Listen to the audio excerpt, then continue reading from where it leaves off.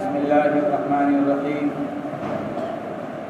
وكم قصمنا أهلكنا من قرية أي أهلها كانت ظالمة كافرة وأنشأنا بعدها قوما آخرين فلما أحسوا بأسنا أي شعر أهل القرية بالإهلاك إذا هم منها يركضون يهربون مسرعين فقالت لهم الملائكة استهزاء لا تركضوا وارجعوا إلى ما أترفتم نعمتم فيه ومساكنكم لعلكم تسألون شيئا من دنياكم على العادة. اوپر اللہ تبارک و تعالی نے یہ فرمایا تھا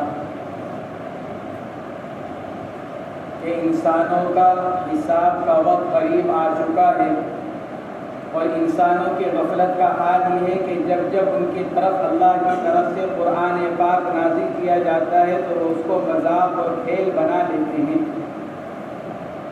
پھر حضور پاک علیہ السلام کے بارے میں فرمایا گیا کہ یہ یعنی اہل مکہ ہمارے نبی محمد صلی اللہ علیہ وسلم کے بارے میں مختلف باتیں کہتے ہیں، کوئی کچھ کہتا ہے کوئی کچھ کہتا ہے، اور پھر نہیں ایمان لائے وہ لوگ جن کو ہم نے ان کے مطالبے پر معجزات مرحمت فرمائے وہ ایمان نہیں لے کر آئے، تو یہ کفار مکہ بھی ایمان نہیں لے کر آئیں گے.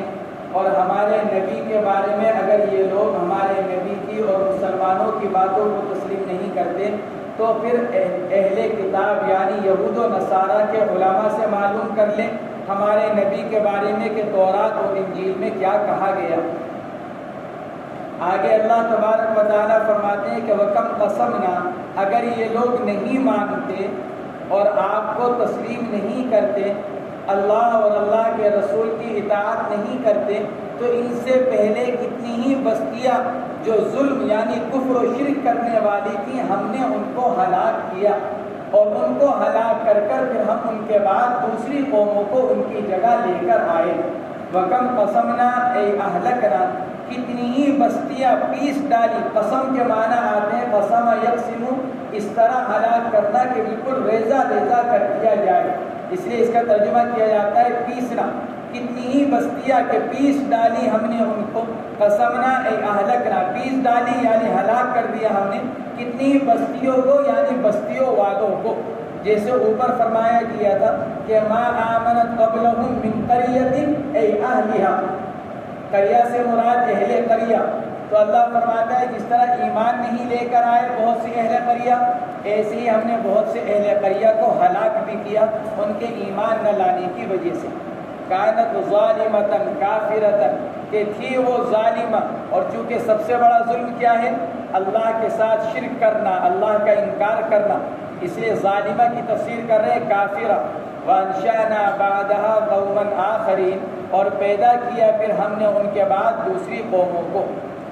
فلما احسوا بأسنا، جب محسوس کیا انہوں نے ہمارے عذاب کو، یعنی پتہ چلا اہل قریہ کو ہلاکت کا اندازہ ہوا ان کو، اذا هم منها يركضون، تو وہ اچانک دوڑنے لگے، اس سے بھاگنے لگے، عذاب سے بچنے کے لیے بھاگنے لگے. یہربون مسرعین، بھاگنے لگے دوڑتے ہوئے. ایک تو ہے مطلق بھاگنا، وہ تو ہے ہربا یہربو، اس کی تاکید لائی گئی مسرعین، اس کے معنی بھی دوڑنے کے، یعنی ایک دوسرے سے آگے بڑھنے کی فکر کرنے لگے دوڑنے میں، تاکہ جو جتنا تیز دوڑے گا، جو جتنا دور چلا جائے گا وہ اللہ کے عذاب سے بچ جائے گا. جیسے مقابلے کے اندر دوڑ لگتی ہے، لیکن دوڑ لگنے کے اندر بھی کیا ہوتا ہے؟ ایک دوسرے سے سبقت لے جانے کی فکر اور اس کی کوشش. تو ایسے ہی یہ لوگ بھی دوڑنے لگے، اور دوڑنے میں بھی ایک دوسرے سے سبقت لے جانے کی کوشش کرنے لگے. فقالت لهم الملائکۃ استہزاء، آگے ملائکہ کا قول نقل کیا گیا. لا ترکضوا، فرشتوں نے کہا دوڑو مت.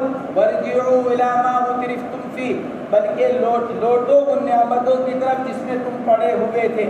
ومساکنکم، اور اپنے گھروں کی طرف. لعلکم تسألون، شاید کہ تم سے پوچھا جائے، تاکہ تم سے پوچھا جائے تمہاری دنیا کے بارے میں جیسا کہ عادت ہے. تو فرشتوں نے ان سے یوں کہا. سوال اس پر اصل میں یہ کھڑا ہوتا ہے، یہ پیدا ہوتا ہے کہ فرشتے تو معصوم ہیں جھوٹ بولنے سے، اور ان کے علم میں تھا کہ یہ بستی ہلاک ہوگی، یہ زندہ نہیں بچیں گے، پھر انہوں نے ان سے یوں کہا کہ تم دوڑو مت بلکہ واپس اپنے گھروں کو چلے جاؤ، جبکہ فرشتوں کے علم ہے کہ ان کی ہلاکت مقدر ہو چکی ہے۔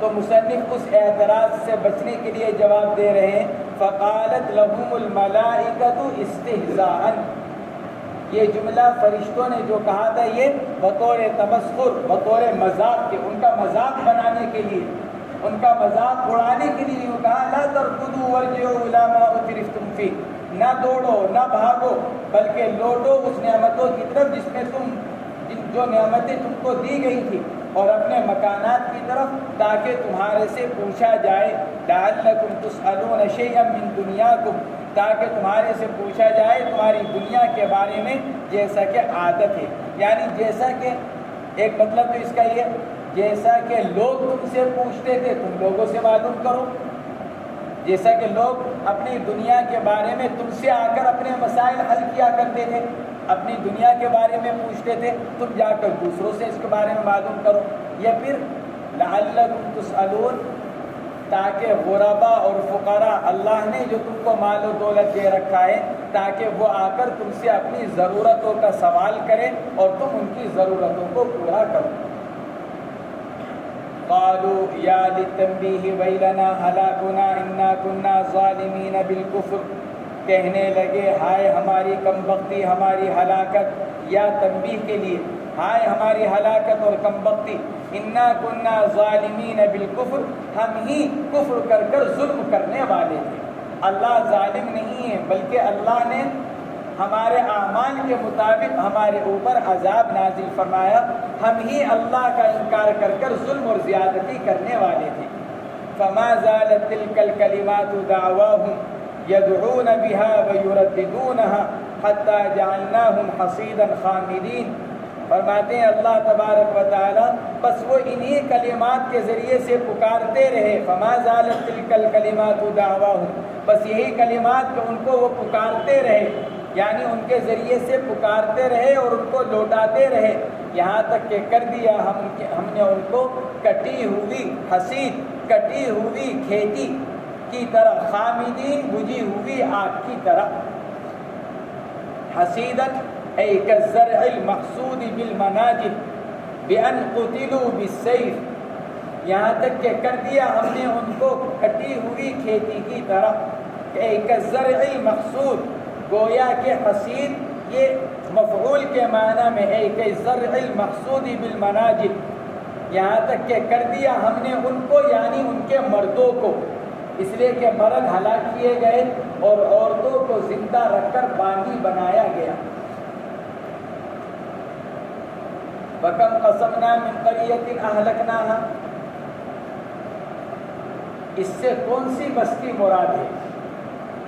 عام طور سے حضرات مفسرین نے لکھا ہے کہ اس سے امم ماضیہ، قوم نوح، قوم شعیب، قوم صالح، قوم سمود، قوم لوط، یہ اقوام ماضیہ اور امم ماضیہ، یہی لوگ، یہی اقوام اس سے مراد ہیں۔ اکثر مفسرین نے یہ لکھا ہے، بعض حضرات مفسرین فرماتے ہیں کہ نہیں، اس سے مخصوص بستی مراد ہے، عموم نہیں بلکہ مخصوص بستی مراد ہے۔ اور وہ مخصوص بستی کون سی؟ کہ یمن کے اطراف میں حضور یا حضورا، یا تو حضور یا حضورا نامی ایک بستی تھی، وہ بستی اس سے مراد ہے، جس کی طرف اللہ تبارک و تعالیٰ نے حضرت شعیب کو نبی بنا کر بھیجا، لیکن یہ شعیب وہ مشہور نبی نہیں جو حضرت موسیٰ علیہ السلام کے خسر ہیں مدین میں، کہ نہیں، بلکہ دوسرے ایک اور شعیب نبی گزرے ہیں، وہ مراد ہیں۔ تو یا تو اللہ نے حضرت شعیب کو نبی بنا کر بھیجا تھا ان کی طرف، یا حضرت موسیٰ ابن میشا، یہ بھی دوسرے حضرت موسیٰ ہیں، مشہور پیغمبر نہیں بلکہ مشہور پیغمبر حضرت موسیٰ سے پہلے گزرے ہیں، ان کی طرف اللہ نے ان کو نبی بنا کر بھیجا۔ ان لوگوں نے ان نبی کی تکذیب کی، بلکہ نبی کو شہید کر دیا، اس پر اللہ تبارک و تعالیٰ نے ان کے اوپر ایک کافر بادشاہ بخت نصر کو مسلط کیا، اور بخت نصر ان کے اوپر ایسا مسلط ہوا کہ اس نے اس قوم کے سارے مردوں کو، بالغ مردوں کو ہلاک کیا، اور ان کی ساری عورتوں کو قید کر کر اپنے ملک لے گیا، ان کو قیدی بنا کر، ان کو باغیہ بنا کر۔ اللہ نے اس آیت میں اس مخصوص بستی کے حالات کو بیان فرمایا۔ مولانا مفتی شفیع صاحب نور اللہ مرقدہ کی رائے یہ ہے کہ بہتر یہ ہے کہ اس آیت کو کسی مخصوص بستی کے ساتھ مقید نہ کیا جائے، مخصوص نہ کیا جائے کسی بستی کے ساتھ، کسی قوم کے ساتھ، بلکہ اس کو عموم پر ہی رکھا جائے جیسا کہ اکثر مفسرین نے رکھا ہے، اور پھر اس عموم کے اندر یہ بستی خود بخود شامل ہو جائے گی۔ جب ہم یہ کہیں گے کہ اللہ نے بہت ساری بستیوں کو ہلاک کیا، تو ان بہت ساری بستیوں کے اندر یہ یمن کی حضورہ بستی خود بخود داخل ہو جائے گی۔ تو حتیٰ جعلناہم حصیدا، یہاں تک کہ بنا دیا ہم نے ان کو کٹی ہوئی کھیتی کی طرح، تو اس سے مراد ان کے مرد، ورنہ عورتوں کو تو زندہ رکھا گیا۔ کالزرع المحصود بالمناجل، مناجل جمع منجل کی، منجل کے معنی آتے ہیں درانتی کے، جس سے کھیتی کو کاٹا جاتا ہے، یہاں تک کہ کر دیا ہم نے ان کو، یعنی مثل کٹی ہوئی کھیتی کے درانتیوں کے ذریعے سے۔ بِأَنْ قُتِلُوا بِالسَّيْفِ، بعید طور کہ ان لوگوں کو قتل کر دیا گیا تلوار کے ذریعے سے۔ مصنف کے اس جملے سے بھی معلوم ہو رہا ہے کہ مصنف بھی دوسرے قول کی طرف مائل ہے کہ اس سے مراد عموم نہیں بلکہ اس سے مراد ایک خاص بستی، اس لیے کہ جو دیگر اقوام، دیگر امتیں تھیں، قوم سمود، قوم عاد، قوم لوط، قوم صالح، ان میں سے کوئی بھی تلواروں سے ہلاک نہیں کی گئی، کسی کے اوپر چیخ ماری گئی، کسی کے اوپر آسمان پھٹ پڑا، کسی کے اوپر ہوائیں چلائی گئی، طوفان آیا۔ مصنف فرماتے ہیں بِأَنْ قُتِلُوا بِالسَّيْفِ، بعید طور کہ ان کو قتل کیا گیا تلوار کے ذریعے سے۔ تو تلوار کے ذریعے سے جو قتل کیا گیا وہ کس کو؟ حضورہ بستی کے رہنے والوں کو، جن کو بخت نصر بادشاہ نے قتل کیا۔ تو اس سے بھی معلوم ہوتا ہے کہ صاحب جلالین کا رجحان اور میلان خصوص کی طرف ہے، کہ اس سے مراد ایک مخصوص بستی۔ خامدین میتین کا خمود النار اذا طفئت، اور ہو گئے وہ بجھی ہوئی آگ کی طرح، یعنی مردہ، میتین، جس طرح آگ بجھ کر ختم ہو جاتی ہے اسی طرح ان لوگوں کو بھی ہلاک اور کر دیا گیا اور یہ لوگ مر گئے۔ خمود، خمود کہا جاتا ہے اس صورت میں جبکہ انگارہ موجود ہو لیکن آگ بجھ جائے۔ مصنف فرماتے ہیں کہ خمود النار اذا طفئت، جیسا کہ آگ کے انگارے جبکہ وہ بجھا دیے جائیں۔ خمود النار اذا طفئت، آگ کے انگارے جبکہ ان کو بجھا دیے جائیں۔ وما خلقنا السماء والارض وما بينهما لاعبين، اور نہیں پیدا کیا ہم نے آسمان اور زمین کو اور جو کچھ ان کے درمیان ہے کھیل کودتے ہوئے۔ لاعبین اے عابثین، ہم نے آسمان اور زمین اور جو کچھ ان کے درمیان ہے ہم نے ان کو کھیل کود کے طور پر پیدا نہیں کیا۔ لعب وہ کام جس کا کوئی صحیح مقصد نہ ہو، مقصد تو ہے، لعب وہ کام جس میں مقصد تو ہے کچھ لیکن وہ مقصد درست نہیں ہے، مقصد غلط ہے۔ اور لعب وہ کام جس میں سرے سے کوئی مقصد ہی نہ ہو، نہ صحیح نہ غلط۔ لعب جس کے اندر مقصد ہو لیکن صحیح نہ ہو، لہو جس کے اندر سرے سے مقصد ہی نہ ہو، نہ صحیح نہ غلط، صرف وقت گزاری، بیکاری کا مشغلہ، اس کو کہا جاتا ہے لہو۔ تو اس صورت میں آیت شریفہ کا مطلب کیا ہوگا کہ اگر ہم کوئی مشغلہ، آگے اللہ فرماتے ہیں لو اردنا ان نتخذ لهوا لاتخذناه من لدنا، تو وما خلقنا السماء والارض وما بينهما لاعبين، نہیں پیدا کیا ہم نے آسمان کو اور زمین کو اور جو کچھ ان کے درمیان ہے کھیلتے کودتے ہوئے، بل دالین علی قدرتنا ونافعین عبادنا، بلکہ ہم نے جو آسمان اور زمین اور ان کے درمیان ان کو جو پیدا کیا وہ اس لیے دلالت کرنے کے لیے ہماری قدرت پر، آسمان کے اندر چاند، سورج، ستارے، یہ ساری ہماری قدرت پر دلالت کرنے کی نشانیاں ہیں۔ وَنَافِعِينَ عِبَادَنَا دَالِّينَ عَلَىٰ قُدْرَتِنَا، دلالت کرنے کے لیے ہماری قدرت پر اور تصویر بیان کرنے کے لیے، جیسے قرآن پاک میں فرمایا گیا وَإِن مِّن شَيْءٍ إِلَّا يُسَبِّحُ بِحَمْدِهِ، ہم نے جس چیز کو بھی پیدا کیا وہ کس کے لیے؟ اپنی تسبیح بیان کرنے کے لیے، اپنی قدرت کی دلالت کے لیے۔ وَنَافِعِينَ عِبَادَنَا، اور اپنے بندوں کو نفع اور فائدہ پہنچانے کے لیے۔ کس طرح فائدہ پہنچانا، کس طرح نفع پہنچانا، کہ وہ ساری تفاصیل اللہ کے علم میں ہیں۔ وَنَافِعِينَ عِبَادَنَا لَوْ أَرَدْنَا أَن نَّتَّخِذَ لَهْوًا مَا يُلْهَىٰ بِهِ مِن زَوْجَةٍ أَوْ وَلَدٍ لَّاتَّخَذْنَاهُ مِن لَّدُنَّا مِنْ عِندِنَا مِنَ الْحُورِ الْعِينِ وَالْمَلَائِكَةِ إِن كُنَّا فَاعِلِينَ ذَٰلِكَ لَٰكِنَّا لَمْ نَفْعَلْهُ فَلَمْ نُرِدْهُ۔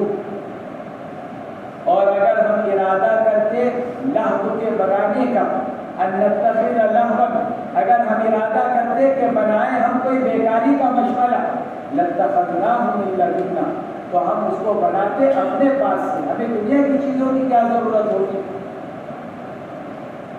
لہو سے مراد اگر بیکاری کا مشغلہ ہو، لہو کے معنی بیکاری کا مشغلہ، یعنی جس کا کوئی مقصد نہ ہو، نہ دینی نہ دنیاوی، نہ اخروی، نہ صحیح نہ غلط، اگر کوئی مقصد ہی نہ ہو، جس کا ترجمہ کیا گیا بیکاری کا مشغلہ، وقت گزاری، اگر یہ اس کے معنی لیے جائیں تو پھر آیت شریفہ لو اردنا ان نتخذ لہوا لاتخذناہ من لدنا ان كنا فاعلین کا ترجمہ ہوگا، اور اس کا مطلب یہ ہوگا کہ اگر ہم کوئی مشغلہ بطور کھیل کے بنانا ہی چاہتے اور ہمیں یہ کام کرنا ہی ہوتا تو اس کی کیا ضرورت تھی کہ آسمان و زمین بناتے، اس کی کیا ضرورت تھی کہ آسمان و زمین بناتے، پھر تو یہ کام ہم اپنے پاس کی چیزوں سے کرتے۔ ایسا کوئی آدمی جو اپنے کام کے اعتبار سے کمال کے درجے کو پہنچا ہوا ہو، ایسا آدمی جو اپنے اوصاف کے اعتبار سے، صفات کے اعتبار سے کمال کے درجے کو پہنچا ہوا ہو، جب وہ دنیا سے اکتاتا ہے یا ویسے ہی اپنا وقت گزاری کرنا چاہتا ہے تو وہ اپنے آپ کو اپنے کمالات میں مشغول کرتا ہے، وہ اپنے آپ کو اپنے کمالات میں مشغول کرتا ہے، دنیا کی چیزوں میں اپنے اوقات کو ضائع نہیں کرتا۔ کوئی بہت بڑا مصور ہے، تصویر بنانے والا، مشہور ہے، معروف ہے، ماہر، تجربے کار، تو جب اس کو کوئی کام نہیں ہوتا، یعنی اپنا اصل کام، جب اس کو کوئی کام نہیں ہوتا، وقت گزاری اور مشغلہ ہوتا ہے تو کیا ہوتا ہے کہ ویسی برش اور پینٹ اٹھایا اور ویسی نقش و نگار کرنے لگتا ہے۔ بہت سی مشہور مصورین اور تصاویر بنانے والوں کی بہت سی پینٹنگ، ان کے پینٹ کیے ہوئے نقش و نگار کیا ہوتے ہیں، لاکھوں روپے میں بکتے ہیں۔ جب ان سے پوچھا جاتا ہے کہ آپ نے کس مقصد کے لیے اس تصویر کو بنایا، کہ کچھ نہیں، بس ویسے ہی رنگ اور پینٹ اٹھایا اور بنا دی۔ اس وقت ان کا مقصد کیا تھا، مشغلہ کیا تھا، بس بیکاری، وقت گزارنا۔ تو یہ باکمال لوگوں کا حال یہ ہے۔ اللہ کے اندر تو تمام صفات کمالیہ پائی جاتی ہیں۔ اللہ فرماتے ہیں اگر ہمیں وقت گزاری کرنی ہوتی تو یہ آسمان و زمین کی کیا حیثیت، ہم اپنے کمال کے اندر مشغول ہوتے، جو ہماری صفات کمالیہ ہیں جن کا مشاہدہ دنیا کر رہی ہے، ہم اپنی ان صفات کمالیہ کے ساتھ اپنے آپ کو مشغول کر لیں۔ لیکن چونکہ ہمارا مقصد آسمان و زمین کے بنانے سے وقت گزاری نہیں ہے، اس لیے ہم نے آسمان و زمین کو وقت گزاری کے طور پر نہیں بنایا۔ اگر لہو کا ترجمہ یہ کیا جائے، بعض مفسرین نے لہو کا ترجمہ کیا ہے بیوی اور اولاد، صاحب جلالین بھی انہی میں شامل ہیں، فرماتے ہیں لہون ای ما یلہا بہ من زوجۃ او ولد۔ لہو کا ترجمہ بیوی سے یا اولاد سے۔ اگر یہ اس کا ترجمہ لیا جائے تو پھر اس آیت شریفہ کا مقصد یہود و نصارہ پر رد کرنا جو اللہ کے لیے اولاد کو تسلیم کرتے ہیں۔ یہود نے حضرت عزیر کو اور عیسائیوں نے حضرت عیسیٰ علیہ السلام کو اللہ کا بیٹا قرار دیا۔ اہل مکہ نے فرشتوں کو اللہ کی بیٹیاں قرار دیا۔ تو اللہ فرماتا ہے کہ ہم نے اپنے لیے اولاد نہیں بنائی۔ اگر لفظ کا ترجمہ اولاد سے کیا جائے تو پھر اس سے مقصود کیا ہے؟ یہود و نصارہ اور مشرکین مکہ کے اوپر رد کرنا کہ اللہ نے اپنے لیے بیوی یا اولاد نہیں بنائی۔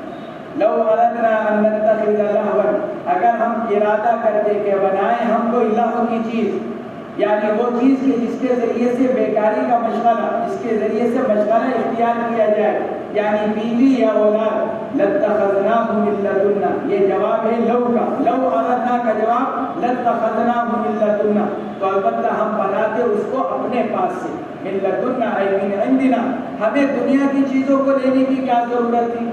اپنے پاس سے کوئی چیز لے کے، جیسے من الحور العین والملائکۃ، حور عین اور فرشتے، ان کننا فاعلین، اگر ہوتے ہم کرنے والے اس کو، ان شرطیہ، اگر ہوتے ہم اس کو کرنے والے، لیکن لکننا لم نفعلہ فلم نردہ، لیکن چونکہ ہم نے اس کو لہو و لعب کے لیے کیا نہیں تو پھر ہم نے اس کا ارادہ بھی نہیں کیا، اس لیے کہ عدم فعل سے عدم ارادہ لازم آتا ہے۔ جب ہم نے نہیں بنایا اس کو تو پھر ہم نے اس کا ارادہ بھی نہیں کیا۔ بعض مفسرین فرماتے ہیں ان نافیہ ہے، ان شرطیہ کے بجائے ان نافیہ، ان شرطیہ کے بجائے ان نافیہ ہے۔ اے ما کننا فاعلین، ان کننا فاعلین اے ما کننا فاعلین۔ حضرت مجاہد رحمۃ اللہ علیہ فرماتے ہیں قرآن پاک میں جہاں پر بھی ان استعمال کیا گیا وہ نفی کے لیے استعمال کیا گیا۔ حضرت مجاہد رحمۃ اللہ علیہ فرماتے ہیں کہ قرآن پاک میں ان جہاں پر بھی استعمال کیا گیا وہ نفی کے لیے استعمال کیا گیا۔ بل نقذف نرمی بالحق الایمان علی الباطل الکفر فیدمغه یذهبه فاذا هو ظاہر ودمه فی الاصل اصاب دماغه بالظلم وهو مقبل بل نقذف، اللہ فرماتے ہیں ہم نے آسمان و زمین کو کھیل کود کے لیے پیدا نہیں کیا بلکہ ہم مارتے ہیں، نقذف نرمی، ہم مارتے ہیں حق کو یعنی ایمان کو، باطل پر یعنی کفر پر، ہم مارتے ہیں حق کو یعنی ایمان کو، باطل یعنی کفر پر، فیدمغه، تو یہ حق باطل کے دماغ کو چوٹ پہنچاتا ہے، ایسی چوٹ مارتا ہے جو دماغ تک پہنچ جاتی ہے یعنی جڑ تک، کیونکہ انسان کی جڑ کیا ہے؟ انسان کا دماغ۔ درخت کی جڑ نیچے ہوتی ہے اور انسان کی جڑ اس کا دماغ ہے۔ فیدمغه، لہذا جب دماغ پر چوٹ لگتی ہے تو انسان بیکار ہو جاتا ہے، جیسے درخت کی جڑ اگر وہ کھوکھلی ہو جائے تو درخت بیکار ہو جاتا ہے، ایسی اگر انسان کا دماغ پر اگر چوٹ لگ جائے تو انسان بیکار ہو جاتا ہے۔ ہاتھ پر چوٹ لگ گئی انسان کارآمد، پاؤں میں چوٹ لگی انسان کارآمد، پیٹ میں، پیٹھ میں، سینے میں، بازو میں انسان کیا ہے؟ کارآمد، آنکھ میں، کان میں، ناک میں، لیکن اگر دماغ پہ چوٹ لگ جائے تو انسان بیکار ہو جاتا ہے۔ تو فیدمغه یذهبه، تو انسان تو حق باطل کے دماغ پر چوٹ لگاتا ہے یعنی اس کو لے جاتا ہے، فاذا هو ظاہر، جب دماغ پر چوٹ لگتی ہے تو باطل چلا جاتا ہے، ودمغه فی الاصل، فرماتے ہیں اور دم کے معنی اصل کے اندر کیا ہے؟ ای اصاب دماغه بالضرب، چوٹ کے ذریعے سے دماغ پر پہنچ جانا، چوٹ کا دماغ تک پہنچ جانا، وہو مقتل، اور وہ کیا ہے؟ وہ انسان کی ہلاکت کا ذریعہ بنتا ہے، وہو مقتل، یہ ہلاکت کا سبب بنتا ہے۔ دماغ پر چوٹ کا پہنچ جانا، بعض اوقات آدمی گرتا ہے کچھ نہیں ہوتا لیکن ڈاکٹر کیا کہتا ہے کہ اس لیے مر گئے کیونکہ دماغ پر چوٹ لگی، کومے میں اس لیے پہنچے کیونکہ دماغ پر چوٹ لگی، بے حس اس لیے ہو گئے کیونکہ دماغ پر چوٹ لگی۔ تو فرماتے ہیں کہ دماغ پر چوٹ لگنا یہ ہلاکت کا سبب اور ذریعہ بنتا ہے۔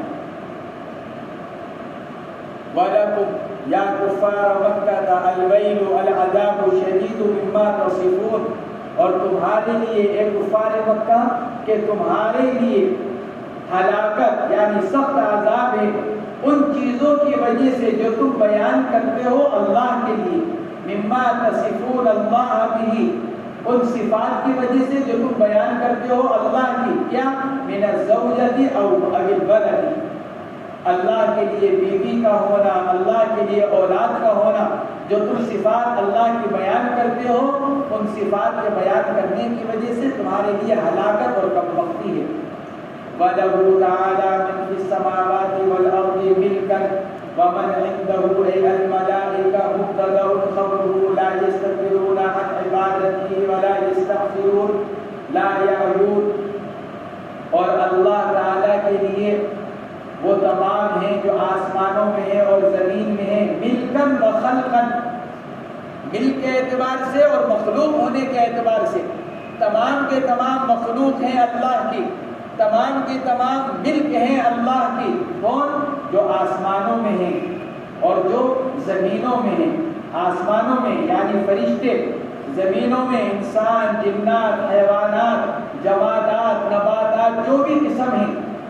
ومن عندہ، اور جو مخلوق اللہ کے پاس ہے یعنی فرشتے، ومن عندہ، اور جو مخلوق اللہ کے پاس ہے، ان کی عظمت بیان کرنے کے لیے، ورنہ ماقبل میں کہا تھا من فی السماوات، وہ مخلوق جو آسمانوں میں ہے، تو آسمانوں میں کہاں ہے؟ اللہ فرماتے ہیں ہمارے پاس۔ ومن عندہ، اور وہ مخلوق جو اللہ کے پاس ہے یعنی فرشتے، یہ مبتدا ہے، ومن عندہ مبتدا، لا یستکبرون عن عبادتہ، یہ اس کی خبر، اور جو مخلوق اللہ کے پاس ہے وہ نہیں تکبر کرتی ہیں اللہ کی عبادت سے، اور نہ وہ تھکتی ہیں اور رک جاتی ہیں۔ انسان اللہ کی عبادت یا تو بطور تکبر کے نہیں کرتا، انسان یا تو اللہ کی عبادت کو نہیں کرتا بطور تکبر کی، یا پھر انسان اللہ کی عبادت کرتا ہے لیکن انسانی طبیعت اور فطرت کیا ہے کہ تھوڑا کرنے سے تھک جاتا ہے، پھر اس کو آرام کی ضرورت پیش آتی ہے۔ تو بعض وہ جو عبادت نہ کرنے والے بطور تکبر کے، بعض وہ جو عبادت کرنے والے لیکن تھک جاتے ہیں، اللہ نے فرشتوں سے دونوں کی نفی کی، نہ تو وہ تکبر کرنے والے اور نہ وہ تھوڑی عبادت کر کر تھکنے والے۔ لا یستکبرون عن عبادتہ ولا یستحسرون، نہ وہ تکبر کرتے ہیں اللہ کی عبادت سے اور نہ وہ تھکتے ہیں، نہ وہ اکتاتے ہیں، لا یعلون، نہ وہ تھکتے ہیں نہ وہ اکتاتے ہیں۔ اور جب وہ فرشتے اللہ کی عبادت کرنے والے ہوئے تو پھر عابد اور معبود تو ایک نہیں ہو سکتے۔ تم فرشتوں کو اللہ کی بیٹیاں قرار دیتے ہو، بعض کفار اور بعض مشرکین فرشتوں کو اللہ کے سامنے اپنے لیے کیا قرار دیتے تھے کہ ہم فرشتوں کو معبود نہیں قرار دیتے، یعنی اللہ کے برابر قرار نہیں دیتے، بلکہ ہم ان کو اس لیے ہم ان کی عبادت کرتے ہیں تاکہ وہ کیا کریں؟ ہمارے لیے اللہ کے ہاں سفارش کریں، ہمارے لیے اللہ کے ہاں سفارش کریں۔ اللہ فرماتے ہیں کہ یہ لوگ سفارش بھی کرنے کا حق نہیں رکھیں گے اللہ کی اجازت کے بغیر۔ یسبحون اللیل والنہار لا یفترون، یہاں پر ایک سوال یہ پیدا ہو رہا تھا کہ عبادت کیا کرتے ہیں فرشتے؟ فرشتوں کی عبادت کو بیان کیا گیا تو فرشتے عبادت کیا کرتے ہیں؟ تو یہ اس کا جواب دیا جا رہا ہے، یسبحون اللیل والنہار لا یفترون، تسبیح بیان کرتے ہیں، پاکی بیان کرتے ہیں اللہ کی رات و دن، لا یفترون عنہ، اور وہ اس سے اکتاتے نہیں، سستی نہیں کرتے۔ لا یفترون عنہ یعنی تسبیح، نہیں تھکتے ہیں، نہیں اکتاتے ہیں، نہیں سستی کرتے ہیں تسبیح کے بیان کرنے سے۔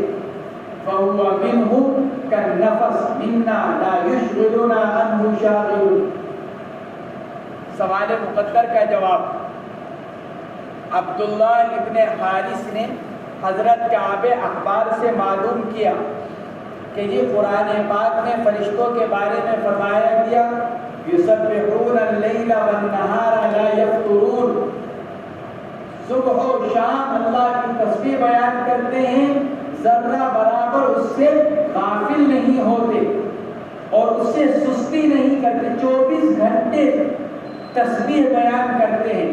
تو عبداللہ ابن حارث نے عرض کیا حضرت کعب احبار سے کہ حضرت فرشتوں کے ذمے تو اور بھی بہت سارے کام ہیں، آسمانوں سے زمین کی طرف اترنا، احکامات کی تبلیغ کرنا، کفار اور مشرکین پر لعنت کرنا، علیہم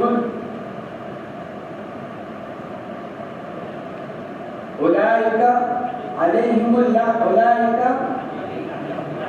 لعنت اللہ والملائکۃ والناس اجمعین، ان پر اللہ کی لعنت، فرشتوں کی لعنت۔ تو فرشتے تو لعنت بھی کرتے ہیں، تو فرشتوں کے ساتھ تو اور بھی کام لگے ہوئے ہیں، آسمانوں سے زمین کی طرف نزول، تاکہ ان احکامات کو پورا کرنا جو اللہ نے ان کے ذمے کر رکھے ہیں، اور ایسے ہی کفار کے اوپر لعنت۔ تو پھر ان سارے کاموں کے ساتھ وہ مستقل اللہ کی تسبیح کیسے بیان کرتی ہیں؟ یہ کعب احبار سے پوچھا، تو کعب احبار نے اس کا جواب یہ دیا کہ بیٹے ذرا یہ بتلاؤ کہ تم دنیاوی کام سارے کرتے ہو، کیا ان دنیاوی کاموں کے کرنا تم کو سانس لینے سے روکتا ہے؟ سانس تم اپنی جگہ لیتے رہتے ہو اور دنیاوی کام اپنی جگہ کرتے رہتے ہو، تو جس طرح دنیاوی مشاغل تم کو سانس لینے سے، پلک جھپکنے سے نہیں روکتے اور ان کے اندر رکاوٹ نہیں بنتے، ایسے ہی فرشتوں کے ذمے جتنے کام ہیں ان کے وہ سارے کام ان کو تسبیح کرنے میں رکاوٹ نہیں بنتے۔ یہ کعب احبار نے جواب دیا، لیکن اس پر ایک اعتراض پیدا ہوتا ہے، سوال پیدا ہوتا ہے کہ یہ تو قیاس مال فارغ ہے، انسانوں کے جو کام ہیں وہ زبان کے علاوہ دیگر اعضاء سے متعلق ہوتے ہیں، کوئی کام ہاتھ سے کر رہے ہیں، کوئی کام پیر سے کر رہے ہیں، کوئی کام کانوں کا کر رہے ہیں، کوئی کام آنکھوں کا کر رہے ہیں، تو ان کے ساتھ زبان کا بھی استعمال ہو رہا ہے، یا سانس لے رہے ہیں زبان سے کام کر رہے ہیں، یہ ان کاموں کے اعضاء الگ اور سانس لینے کا وہ الگ، آپس میں تعارض نہیں ہوتا، ایک دوسرے کی مخالفت نہیں ہوتی، برخلاف کس کے؟ فرشتے لعنت کر رہے ہیں تو کہاں سے؟ زبان سے، اور تسبیح پڑھیں گے تو کہاں سے؟ تو ایک ہی زبان سے ایک ہی وقت میں تسبیح اور لعنت یہ تو نہیں ہو سکتا، جس وقت لعنت کریں گے اس وقت تسبیح نہیں ہو سکتی، اور جس وقت تسبیح بیان کریں گے اس وقت لعنت نہیں ہو سکتی، جبکہ قرآن کہہ رہا ہے کہ وہ 24 گھنٹے تسبیح بیان کرتے ہیں۔ پھر لعنت دوسرے کام جو ان کی زبان سے ہی متعلق ہیں، جبکہ انسان جو کام کر رہا ہے وہ سانس کے علاوہ ہے، جو سانس لیا جا رہا ہے، یہ سارے کاموں کا تعلق سانس سے نہیں ہے، پلک جھپکنے سے نہیں ہے، آنکھ جھپکنے سے، اس سے نہیں ہوتے۔ اس کا جواب یہ دیا گیا کہ فرشتوں کو اپنے اوپر یعنی انسانوں کے اوپر قیاس نہ کیا جائے، اس لیے کہ فرشتے انسانوں کی طرح ایک زبان والے نہیں ہوتے، بلکہ ان کی متعدد زبانیں ہوتی ہیں۔ ایک زبان سے اگر لعنت کا کام کر رہے ہیں تو دوسری زبان سے اللہ کی تسبیح اور تحمید کا کام کرتے ہیں، اس لیے وہ 24 گھنٹے کیا کرتے ہیں کہ 24 گھنٹے اللہ کی تسبیح کے اندر مشغول رہتے ہیں، اور پھر جو ان کے ذمہ دوسرے کام ہوتے ہیں جس کا تعلق زبان سے ہی ہو تو اس کو دوسری زبان سے کرتے ہیں۔ یہ اس اعتراض کا جواب دیا گیا۔ يسبحون الليل والنهار لا يفترون عنه فهو منهم كالنفس منا لا يشغلون عنه شاغل۔ فرماتے پس یہ یعنی تسبیح ان فرشتوں کی طرف سے مثل ایسے جیسا کہ ہمارے لیے سانس لینا، آنکھ جھپکنا، لا یشغلون عنه شاغل، نہیں مشغول کرتا ہے ہم کو سانس لینے سے کوئی بھی مشغلہ، اپنے تمام مشغلے اپنی جگہ اور سانس لینا اپنی جگہ۔ ام بمعنى بدل الانتقال ام اتخذوا آلهة من الارض هم ينشرون ام بمعنى بل جیسا کہ ماقبل میں بھی بیان کیا گیا تھا کہ ام بمعنى بل اور اتخذوا کے اندر فرماتے ہیں حمزہ انکاریہ ہے استفہامیہ نہیں بلکہ انکاریہ حمزۃ الانکار اتخذوا آلهة فرماتے ہیں اور اتخذوا آلهة من الارض او هم ينشرون کہ فرماتے ہیں یہاں پر حمزہ جو ہے وہ کہیں کے لیے انکار کے لیے بلکہ ام بمعنی بلکہ بنایا انہوں نے معبود کائنۃ من الارض کائنہ یہ اشارہ کر رہے ہیں کہ من الارض یہ صفت ہے من الارض کیا ہے آلیہ کی صفت لیکن یہ من الارض تخصیص کے لیے نہیں اس لیے کہ انہوں نے جو معبود بنا رکھے تھے وہ آسمانوں میں بھی بنا رکھے تھے جیسا کہ فرشتے ان کو بھی معبود قرار دیا تھا تو من الارض تخصیص کے لیے نہیں بلکہ تحقیر کے لیے ارے کیا انہوں نے زمین کی چیزوں کو معبود بنا رکھا ہے تو من الارض یہ تحقیر کے لیے تخصیص کے لیے نہیں بلکہ بنا دیا انہوں نے زمین کی چیزوں کو اپنا معبود جیسا کہ پتھر سونا چاندی پتھروں سے بت بنا لیے سونے چاندی کے بت بنا لیے اور روپے چاندی کو اپنا معبود بنا لیا مال و دولت کو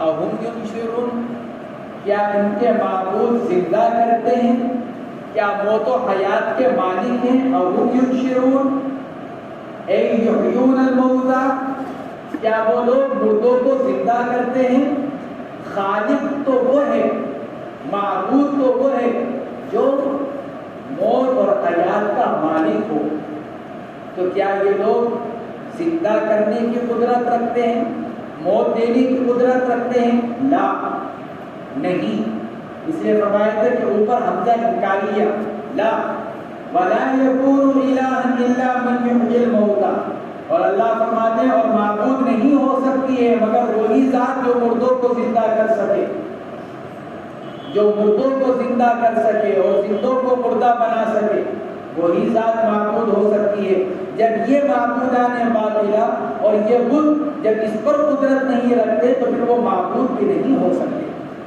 جب فرشتوں کو یہ قدرت نہیں ہے تو پھر فرشتے معبود بھی نہیں ہو سکتے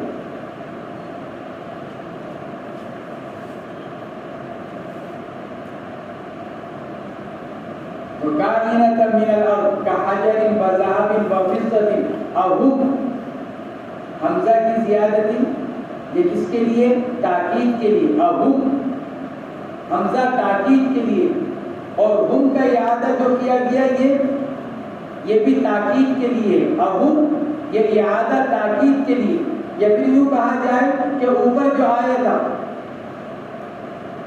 ام اتخذوا آلهة من الارض اور هم ينشرون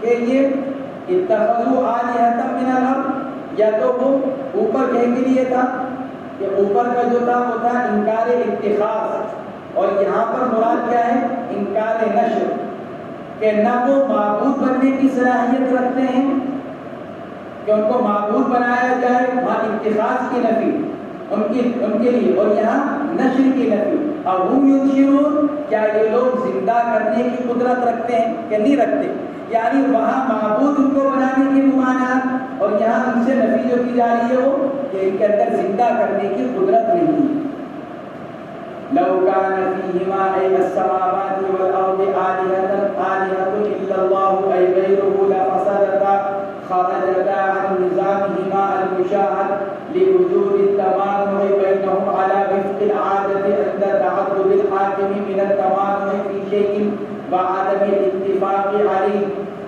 اللہ فرماتے ہیں اور اگر ہوتے آسمان و زمین میں معبود آلہۃ الا اللہ اے غیر اللہ اللہ استثناء کے لیے نہیں اس لیے کہ اگر اللہ کو استثناء کے معنی میں لیا جائے تو معنی بگڑیں گے کیونکہ اللہ کے معنی ہوں گے مع اللہ یعنی اللہ کے ساتھ اگر اور بھی معبود ہوتے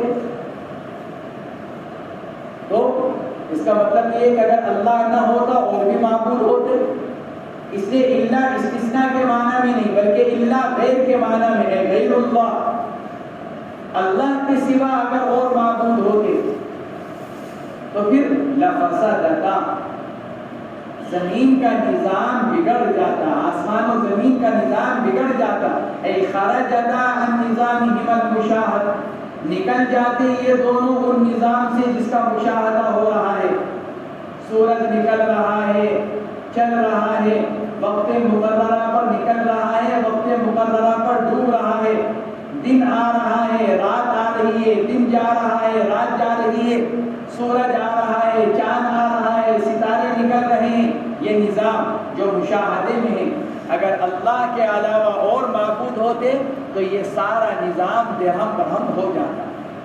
فرماتے ہیں لِوُجُودِ التَّمَانُعِ بَيْنَهُمْ عَلَى وِفْقِ الْعَادَةِ، برہان تمانع، یہ وجود تمانع یعنی برہان تمانع ہے۔ برہان تمانع کیا؟ اس کی تفصیل یہ ہے، اللہ کے مفسرین فرماتے ہیں کہ برہان تمانع کی تفصیل یہ ہے کہ خدا وہی ہو سکتا ہے جو اپنی ذات اور صفات میں کامل ہو۔ خدا کون ہو سکتا ہے؟ خدا وہی ذات ہو سکتا ہے جو اپنی ذات اور صفات میں کامل ہو، کسی حیثیت سے کمی نہ ہو اس کے اندر۔ اب اگر فرض کرو کہ اللہ کے علاوہ کوئی اور معبود ہوتا، دو ہوتے، دو سے زائد ہوتے، دو ہوتے یا دو سے زائد خدا ہوتے تو سب اسی شان کے ہوتے۔ کس شان کے؟ اپنی ذات اور صفات میں کامل اور مکمل، کیونکہ خدا وہی ہو سکتا ہے، تو ہر ایک اسی شان کا ہوتا۔ پھر نظام عالم یا تو ان سب کے کلی اتفاق سے چلتا یا اختلاف سے چلتا۔ اگر کلی اختلاف اتفاق سے چلتا تو دو صورتیں ہوتی، یا تو ایک خدا کافی نہ ہوتا نظام چلانے کے لیے، یا ایک خدا کافی ہوتا۔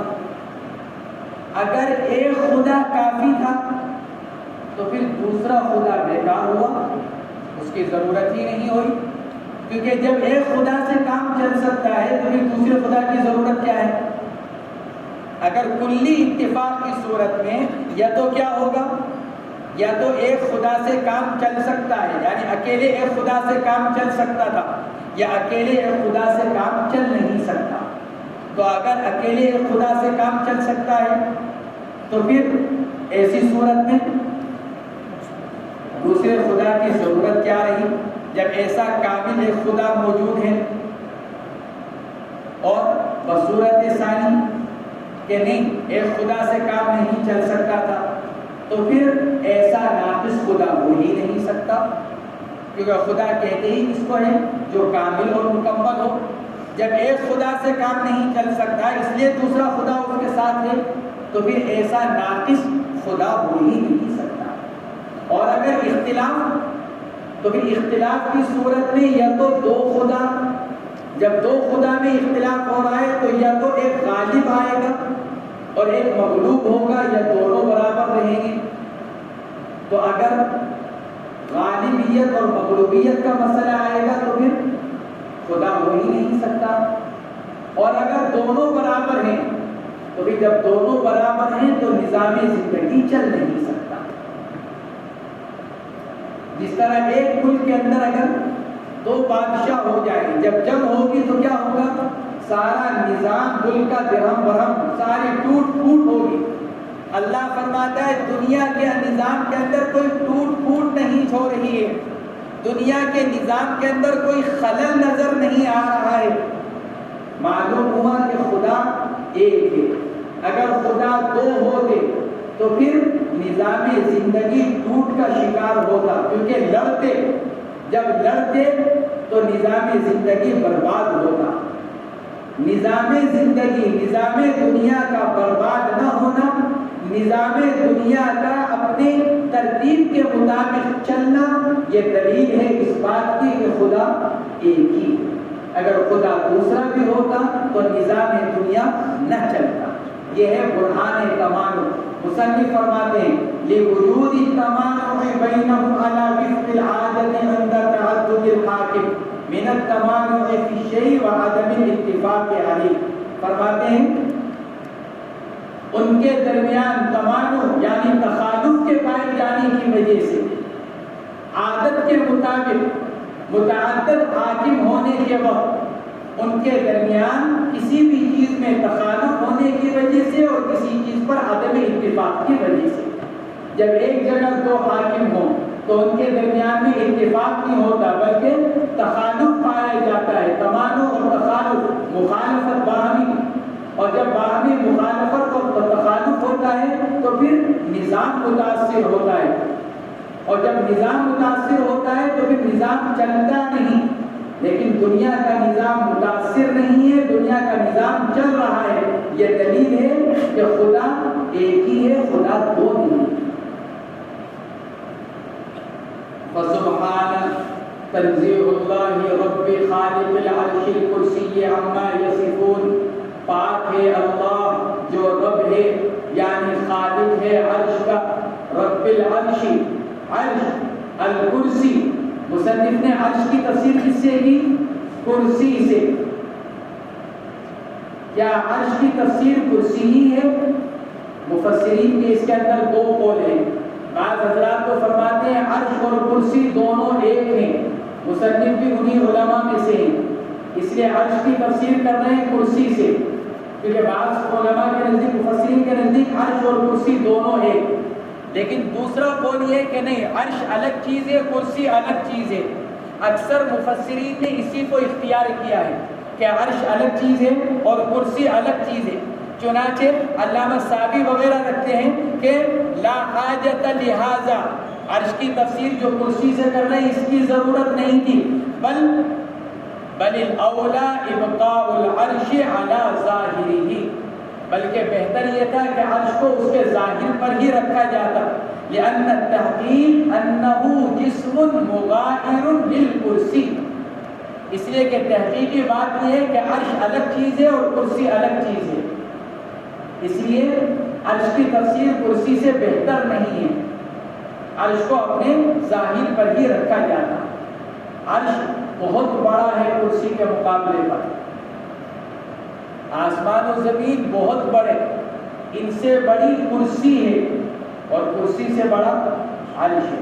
حضرت ابو ذر غفاری رضی اللہ تعالیٰ عنہ کی روایت ہے، حضور پاک علیہ السلام سے کرسی کے بارے میں پوچھا گیا کہ اللہ کے نبی، قرآن کہتا ہے وسع کرسیہ السماوات والارض، تو کیا مطلب ہے کرسی کا؟ تو حضور پاک علیہ السلام نے ارشاد فرمایا کہ اللہ کی کرسی کی مثال آسمان و زمین کے مقابلے پر ایسی ہے جیسے بڑے میدان میں کوئی لوہے کا چھلا پڑا ہوا ہو۔ تو آسمان و زمین کی مثال کیسی؟ جیسے بڑے میدان میں کیا پڑا ہوا ہو؟ چھلا، ایسی۔ اور پھر آپ نے فرمایا پھر عرش کی مثال ایسی ہے جیسے اس میدان میں پڑا ہوا وہ چھلا۔ کرسی کی مثال میدان کی اور آسمان و زمین کی مثال چھلے کی، اور کرسی کے مقابلے پر عرش کی مثال کہ وہ چھلا اور عرش کہ وہ میدان، یعنی آسمان و زمین، پھر کرسی، پھر عرش، اور پھر اس کے اوپر اللہ۔ آسمان و زمین ہے، پھر اس کے اوپر کرسی ہے، پھر اس کے اوپر عرش ہے، اور پھر عرش کے اوپر اللہ ہے۔ تو کرسی آسمان و زمین سے بڑی اور کرسی سے بڑا عرش۔ حضرت عبداللہ ابن عباس رضی اللہ تعالیٰ عنہ سے نقل کیا گیا، فرماتے تھے کرسی قدم رکھنے کی جگہ ہے، کرسی کیا ہے؟ قدمین کی جگہ، اور عرش کہ اس کو کوئی نہیں جانتا۔ کرسی کی بڑائی کتنی ہے؟ اتنی جتنے پیر رکھنے کی جگہ ہوتی ہے۔ ویل چیئر دیکھیے، ویل چیئر ہوتی ہے، ویل چیئر بیٹھنے کی، اور ایک جگہ ہوتی ہے اس کے اندر کہیں گی پیر رکھنے کی۔ تو عبداللہ ابن عباس فرماتے ہیں کرسی کی مثال کیسی؟ پیر رکھنے کی جگہ کی، اور عرش کہ عرش اتنی بڑا کہ اس کے کوئی بیان نہیں کر سکتا۔ تو مصنف نے کہا عرش اے الکرسی عما یصفون اے الکفار اللہ، یعنی ان صفات سے جو کفار اللہ کی بیان کرتے ہیں، یعنی اس کے ساتھ شریک ٹھہراتے ہیں اور اس کے ساتھ اللہ کے لیے اولاد اور بیوی قرار دیتے ہیں۔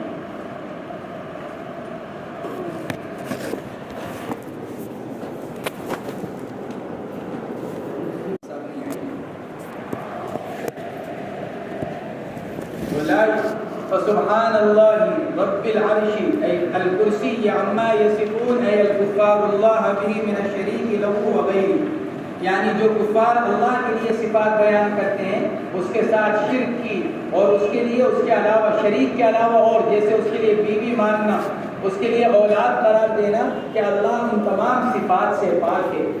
لا یسأل عما یفعل وهم یسألون، نہیں پوچھا جا سکتا ہے اس کے کام کے بارے میں، کسی کی مجال نہیں ہے کہ اس سے پوچھے۔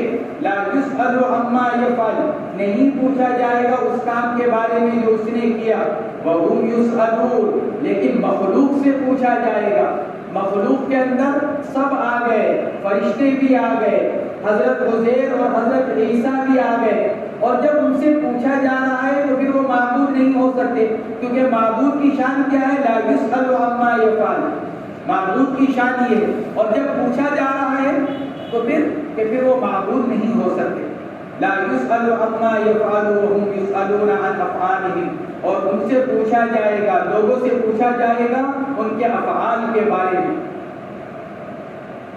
ام اتخذوا من دونه تعالی ای سواہ آلہہ، بلکہ بنا لیا، ہم یہاں پر بھی بمانا بلکہ بنا لیا انہوں نے اللہ کے علاوہ اور معبود۔ فی استفہام توبیخ، فرماتے ہیں ہم، اس کے اندر حمزہ جو ہے وہ استفہام توبیخ کے لیے، ارے انہوں نے بلکہ بنا رکھا ہے اللہ کے علاوہ اور معبود۔ قل ہاتوا برہانکم، نبی جی آپ ان سے فرمائیے لاؤ اپنے دلائل اللہ کے شریک ہونے پر۔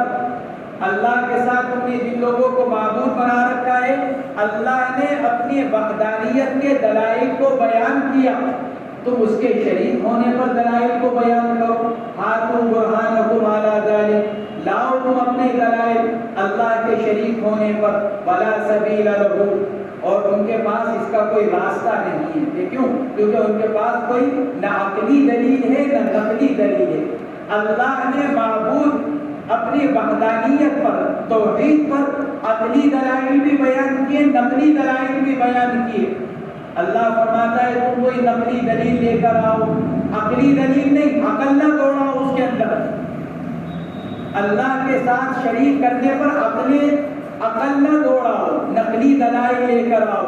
ہم نے تمہارے سامنے نقلی دلائل بیان کیے، ھذا ذکر من معی و ذکر من قبلی۔ ہم نے قرآن پاک کے اندر بھی اپنے وحدانیت، اپنی توحید کے دلائل کو بیان کیا، اور قرآن سے پہلے جو کتب سماویہ تورات و انجیل وغیرہ آئی ہیں اس میں بھی اللہ کی توحید کے دلائل کو بیان کیا گیا۔ تو ہم تو نقلی دلائل بیان کر رہے ہیں، تم بھی لے کر آؤ، کسی کتاب سے لے کر آؤ، آسمانی کتاب سے، جس سے اجازت ملتی ہو کہ اللہ کے ساتھ شرک کرنا درست ہے اور اس کی اجازت ہے، وہ ایسی نقلی دلیل لے کر آؤ۔ اللہ فرماتا ہے ھذا ذکر من معی اے امتی وهو القرآن، یہ تو نصیحت نامہ ہے ان لوگوں کے لیے جو میرے ساتھ ہیں، یعنی میری امت، اور یہ یعنی قرآن، وهو القرآن، ذکر سے مراد قرآن، وذکر من قبلی، اور ان لوگوں کا بھی ذکر ہے جو مجھ سے پہلے گزر چکے ہیں، یعنی مجھ سے پہلے جو امتیں گزری ہیں، یعنی یہ قرآن میری امت کے لیے بھی اور مجھ سے پہلے جو امتیں گزری ہیں ان کو جو کتاب دی گئی تھی، یہ ان سب کا مجموعہ ہے۔ تو اس میں تو کہیں پر بھی شرک کو بیان نہیں کیا گیا، یا پھر یہ قرآن اور قرآن سے پہلے جو تورات و انجیل گزری ہیں ان کے اندر تو کہیں پر بھی شرک کو بیان نہیں کیا گیا۔ وَهُوَ التَّوْرَاةُ وَالْإِنْجِيلُ وَغَيْرُهُمَا مِنْ كُتُبِ اللَّهِ لَيْسَ فِي وَاحِدٍ مِنْهَا أَنَّ مَعَ اللَّهِ إِلَٰهًا مِّمَّا قَالُوا تَعَالَىٰ عَنْ ذَلِكَ۔ اللہ فرماتا ہے اور وہ وَذِكْرُ مَنْ قَبْلِي، اور ان لوگوں کا ذکر جو مجھ سے پہلے گزرے ہیں، یعنی مجھ سے پہلی امتیں، اور ان کے پاس ذکر کیا آیا؟ تورات، انجیل، اور ان کے علاوہ اور اللہ کی کتابیں نہیں ہیں، ان میں سے کسی کتاب میں یہ لکھا ہوا أَنَّ مَعَ اللَّهِ إِلَٰهًا، کہ اللہ کے ساتھ کوئی اور بھی معبود ہے۔ مما قالوا تعالی عن ذلک، اللہ بہت بلند اور برتر ہے ان چیزوں سے جن کو یہ بیان کرتے ہیں۔ ان مع اللہ الہا مما قالوا، کہ کسی کتاب کے اندر یہ لکھا ہوا نہیں ہے کہ اللہ کے ساتھ کوئی اور معبود ہے ان معبودوں میں سے جن کو یہ بیان کرتے ہیں۔ تعالی عن ذلک، اللہ برتر ہے کہ اس کے ساتھ کیا کیا جائے؟ شرک کیا جائے، کسی کو شریک ٹھہرایا جائے۔ اللہ ان تمام باتوں سے برتر اور اعلیٰ اور بلند ہے۔ بل اکثرهم لا يعلمون الحق اے توحید اللہ، بلکہ ان میں سے اکثر لوگ نہیں جانتے حق کو، یعنی اللہ کی وحدانیت کو۔ اے توحید اللہ، گویا کہ یہاں پر مضاف محذوف ہے۔ اے توحید الحق، حق کی توحید کے حق ہونے کو، توحید کی سچائی کو اکثر لوگ نہیں جانتے۔ فہم معرضون، یعنی کیا مطلب؟ یعنی ایسا جاننا کہ جو ان کو حق تک پہنچا دے، بلکہ یہ اس سے اعراض کرنے والے ہیں۔ یعنی نظر الموصل الیہ، بلکہ یہ لوگ اعراض کرنے والے ہیں، یعنی ایسی نظر سے جو ان کو حق تک پہنچانے والا ہو۔ یہ لوگ دیکھتے تو ہیں، نبی کو بھی دیکھ رہے ہیں، قرآن کو بھی دیکھ رہے ہیں، ایمان والوں کو بھی دیکھ رہے ہیں، اللہ کی قدرت کے دلائل کو بھی دیکھ رہے ہیں، لیکن ایسی نظر سے نہیں جو ان کو حق تک پہنچا دے۔ یعنی نظر الموصل الیہ۔ وما ارسلنا من قبلك من رسول الا يوحى وفي قراءة بالنون وكسر الحال الیہ، اور نہیں بھیجا ہم نے آپ سے پہلے کوئی رسول مگر وحی کی گئی اس کی طرف، الا یوحى، اگر یوحى ہے تو ترجمہ ہے کہ وحی کی گئی ہو اس کی طرف، اور ایک قراءت نوحی بالنون وکسر الحاء، نہیں بھیجا ہم نے آپ سے پہلے کسی رسول کو مگر وحی کی ہم نے ان کی طرف، کیا؟ لا الہ الا انا فاعبدون، نہیں ہے اللہ کے علاوہ، نہیں ہے میرے علاوہ کوئی اور معبود، لہذا میری ہی عبادت کرو۔ اے وحدونی، مجھ کو ایک مانو۔ میں نے ہر کتاب کے اندر ہر رسول کی طرف یہ وحی کی، میرے علاوہ کوئی اور معبود نہیں ہے، لہذا مجھ کو تنہا کو مانو اور مجھ تنہا کی عبادت کرو۔ وقالوا اتخذ الرحمن ولدا، کہا ان لوگوں نے کہ رحمان نے تو اولاد بنا لی فرشتوں میں سے۔ قبیلہ خزاعہ، قبیلہ جہینہ اور قبیلہ بنو سلمہ، ان قبیلوں نے کہا تھا فرشتوں کے بارے میں کہ الملائکۃ بنات اللہ، فرشتے کیا ہیں؟ کہ فرشتے اللہ کی اولاد ہیں، اللہ کی بیٹیاں۔ اس پر یہ آیت شریفہ نازل ہوئی۔ اللہ فرماتا ہے وقالوا اتخذ الرحمن ولدا من الملائکہ، کہا ان لوگوں نے کہ رحمان نے تو فرشتوں کو اپنی اولاد بنا لیا۔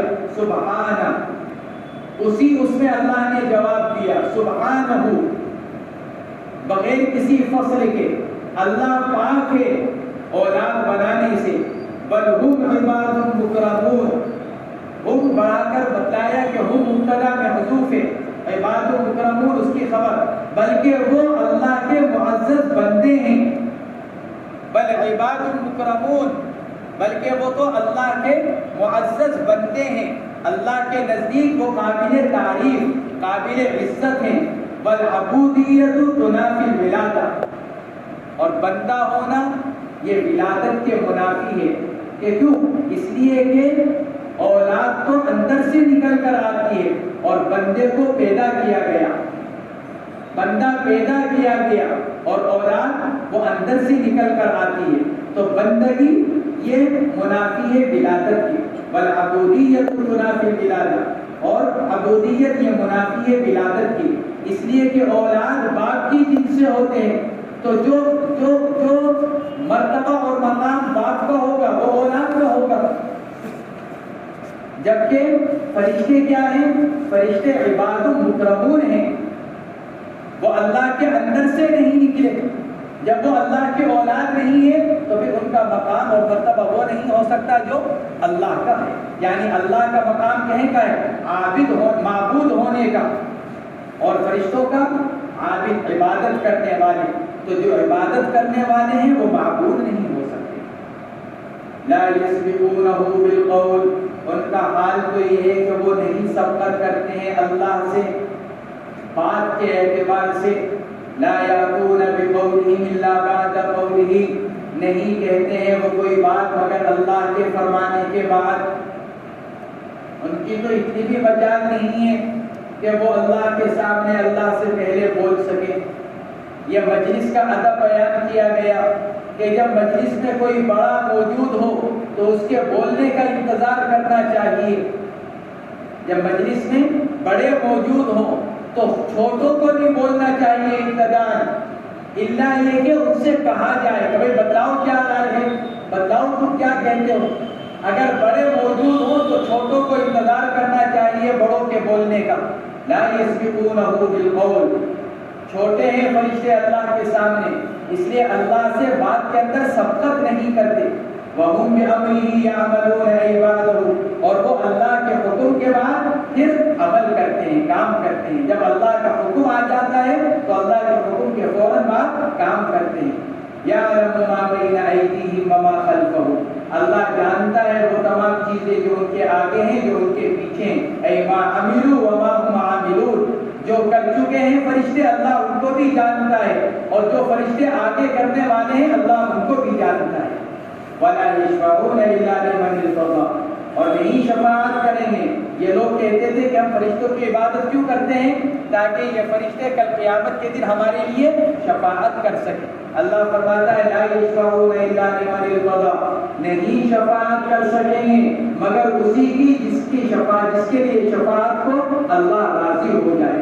الا لمن ارتضى تعالی ان يشفع له، یعنی جس کے لیے اللہ راضی ہوگا کہ اس کے لیے شفاعت کی جائے تو فرشتے اسی کے لیے شفاعت کریں گے، ورنہ ان کے لیے تو اتنا بھی اختیار نہیں ہے کہ وہ اپنی مرضی سے کسی کے لیے شفاعت اور سفارش کر سکیں۔ وَهُمْ مِنْ خَشْيَتِهِ تَعَالَى مُشْفِقُونَ خَائِفُونَ، اور وہ اللہ سے ڈرنے والے ہیں۔ خشیہ کہا جاتا ہے اس خوف کو جو تعظیم کے ساتھ ہو، بڑائی کے ساتھ، بڑائی کے استحضار کے ساتھ جو ڈر ہو اس کو خشیت کہا جاتا ہے۔ اسی لیے اللہ نے علماء کے بارے میں کیا فرمایا؟ انما یخشی اللہ من عبادہ العلماء، کہ کیوں؟ کیونکہ عالم عارف ہوتا ہے، اللہ کو جاننے والا، اور جو جتنا اللہ کو جانے گا اس کی اتنی ہی بڑائی اور عظمت دل میں آئے گی، تو اس عظمت کے ساتھ جو ڈر ہوگا وہ خشیت ہے۔ خشیت کسے کہتے ہیں؟ عظمت اور بڑائی کے ساتھ ڈر۔ ایک ہوتا ہے کہیں کے ساتھ ڈر، خوف دشمنی کی وجہ سے، دشمنی کا ڈر ہے، ہمارا دشمن ہے تو اس سے بھی ڈر ہوتا ہے، لیکن اس کے اندر سامنے والے کی عظمت نہیں ہوتی۔ اللہ کا ڈر کس کے ساتھ ہے؟ خشیت یعنی عظمت اور بڑائی کے ساتھ۔ مشفقون اے خائفون، تو ان کے اوپر خوف کیا ہے؟ کہ خوف ان کے اوپر غالب ہے، اللہ کے عظمت کے ساتھ ان کے اوپر خوف غالب ہے۔